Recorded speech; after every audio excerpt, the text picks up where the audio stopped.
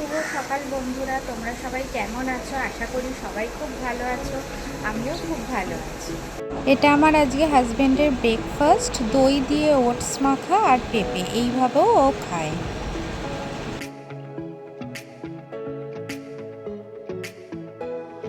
আটাটা মেখে আমি কিছুক্ষণ রেখে দিই। আটা কিছুক্ষণ মেখে রাখলে রুটিগুলো নরম হয়, সেই কারণে 10-15 মিনিট রেখে দিয়ে আমি রুটি করি।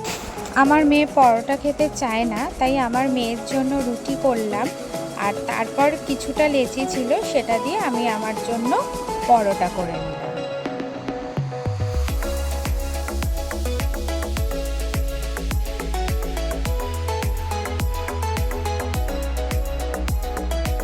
তাহলে এবার সকালে সবাই টিফিনটা করে নিই, মেয়েও খেয়ে নেবে, আমরাও খেয়ে নেব।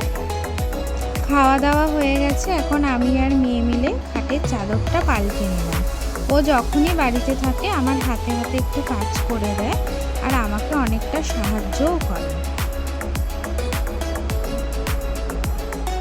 তারপর চাদর পাততে পাততে দেখলাম হঠাৎ করেই আমার মা চলে এসছে। মা ডাক্তারখানায় গেছিলো, বলল যে এসে তাহলে আমিও তোকে একটু হেল্প করে দিই, কেন কি জানে আমি একা থাকি তো। তারপরে মাকে বললাম যে যখন এসেইছো তাহলে তোমার জন্য আমি একটু চা করে দিই, তারপর রান্নাটা বসাবো। এই যে দেখছো জিরেটা, এই জিরেটাকে আমি শুকনো খোলায় ভেজে নিয়ে তারপর এটাকে গুঁড়ো করি। আলাদা করে আমি জিরে গুঁড়ো কিনি না, এর স্বাদ একদম অন্যরকম। আর এটা আমি আমার শাশুড়ির থেকেই শিখেছি, কেন কি এটার কোনো তরকারিতে দেওয়ার পর এত সুন্দর একটা স্বাদ আর গন্ধ হয়, সেটা অন্যান্য জিরে গুঁড়োর তুলনায় অনেক ভালো হয়। এটাকে আমি ভেজে নিয়ে মিক্সিতে গুঁড়ো করি। তোমরাও পারলে একবার এইভাবে করে দেখতে পারো, খুব ভালো লাগে।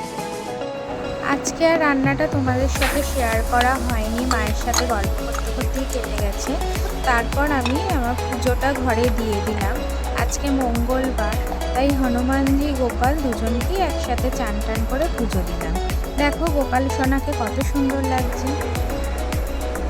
প্রায় সন্ধে হয়ে এসছে, আমার মেয়েও পড়তে বসে গেছে। এবার পড়াটা ওকে করিয়ে নিই, তারপর আবার রাতে দেখা হবে তোমাদের সাথে। সন্ধেবেলার টিফিন করতে করতে আবার টিফিনও চলে এসছে। মুড়ি চানাচুর বোঁদে একসাথে মেখে নিয়ে এসেছি। ওদিকে আমার মা খাবে, হাজব্যান্ডও খাবে, আর আমার আর মেয়েটা নিয়ে এই ঘরে চলে এসেছি। আর ওরা বাইরে খাচ্ছে আর গল্প করছে।